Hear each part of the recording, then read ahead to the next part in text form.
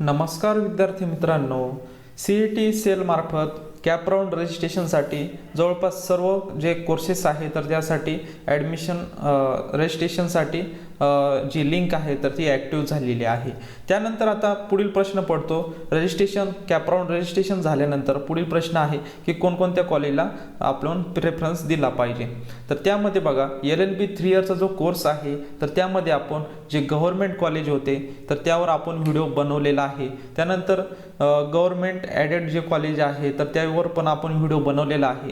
आजचा जो व्हिडिओ असणार आहे LLB 3 इयरचा जो कोर्स आहे तर त्यामधील जे युनिव्हर्सिटी मॅनेज ॲडेड कॉलेज अंतर्गत जे काही कॉलेज येत असतात तर त्याविषयी आज आपण या व्हिडिओच्या माध्यमातून माहिती घेणार आहोत। म्हणजे त्या कॉलेजची माहिती घेणार आहोत, तसेच त्यामध्ये हॉस्टेल फॅसिलिटी आहेत का नाही, तसेच तुम्हाला फी किती लागणार आहे व इतर जी माहिती आहे तर ती आपण या व्हिडिओच्या माध्यमातून बघणार आहोत। चला तर आजच्या या व्हिडिओला सुरुवात करूया। तर बघा विद्यार्थी मित्रांनो, LLB 3 इयरचा जो कोर्स आहे 2024-25 साठी जे कॅप राऊंड साठी जे अप्रूव्ह कॉलेज झालेले आहे त्या अंतर्गत बघा university manage added college or department त्या अंतर्गत बघा कोणकोणते कॉलेज येतात। तर एकच कॉलेज येत आहे या अंतर्गत, तर त्याविषयी आता माहिती घेऊयात।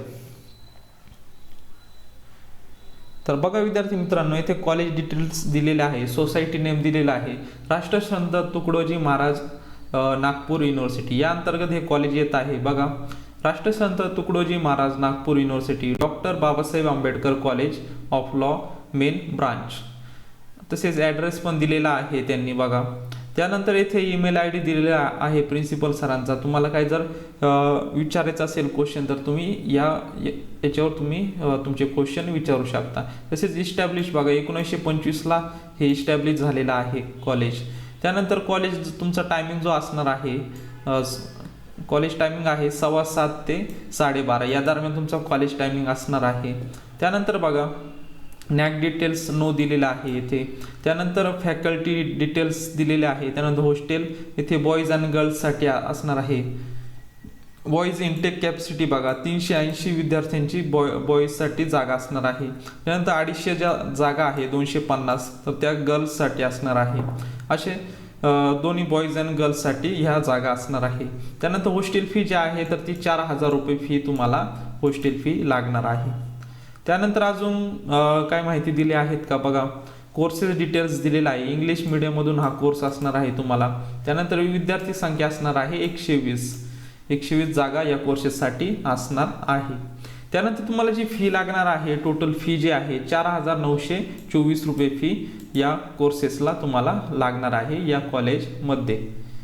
तर अशा प्रकारे आज आपण युनिव्हर्सिटी ॲडेड जे कॉलेज आहे तर युनिव्हर्सिटी मॅनेज ॲडेड कॉलेज जे आहे तर त्याविषयी आपण माहिती बघितलेली आहे।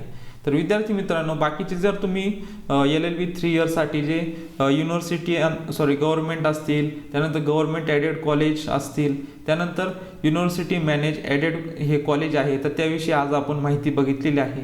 जर ते व्हिडिओ बघितलेले नसेल तर तुम्हाला ते खाली डिस्क्रिप्शन बॉक्समध्ये त्याचे लिंक्स तुम्हाला भेटून जातील, तर त्या तुम्ही व्यवस्थित बघून घ्या। तर विद्यार्थी मित्रांनो, आपल्या चॅनल जर तुम्ही नवीन असाल तर चॅनल सबस्क्राईब करून ठेवा, म्हणजेच नवनवीन व्हिडिओ तसेच नवनवीन अपडेट्स तुम्हाला भेटत जातील। भेटूयात नवीन अशा एका व्हिडिओमध्ये, तोपर्यंत धन्यवाद।